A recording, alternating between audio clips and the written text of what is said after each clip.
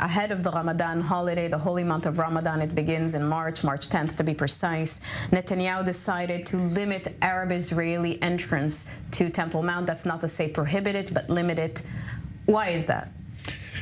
So limiting is one thing, and limiting whom? Limiting has been practiced over the past years. I mean, it's not like it's the first time we're having a hot Ramadan on the Temple Mount.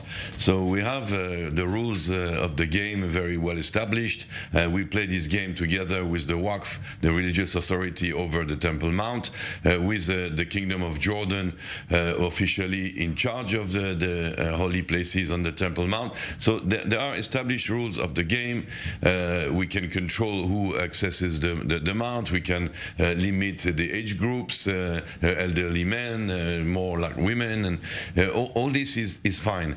One thing is very problematic this year, and was not mentioned ever before, Arab Israelis. You're speaking of Israeli, full-fledged Israeli citizens, having a complete freedom of movement inside Israel, having, of course, a completely free cult religion. How can we even think of limiting their access, even if there are young people among them? I mean, when was the last time you saw violent actions from the Arab-Israeli community or a terrorist attack? We had some incidents a year ago, but they were very limited. All in all, the Israeli Arab community is a peaceful community. They might have some sympathy to the Palestinian cause, but they do not resort to terrorism. So I think it's very, very dangerous to do so.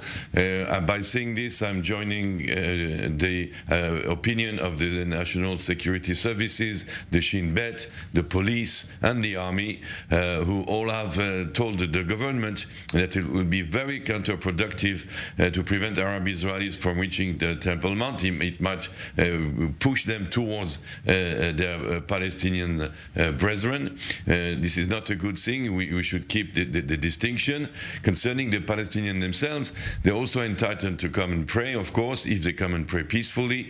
There are many ways to check who's coming. The former years we made a couple of mistakes where youngsters managed to store equipment before Ramadan inside the Aqsa Mosque to perpetrate. So all this has to be left, if I may say, as far as possible away from the political decisions and as close as possible to the professionals of security who know more or less how to handle the job and can handle a Ramadan that will be relatively peaceful on the Temple Mount. And there's still some time to go until then, so these decisions might change along the way.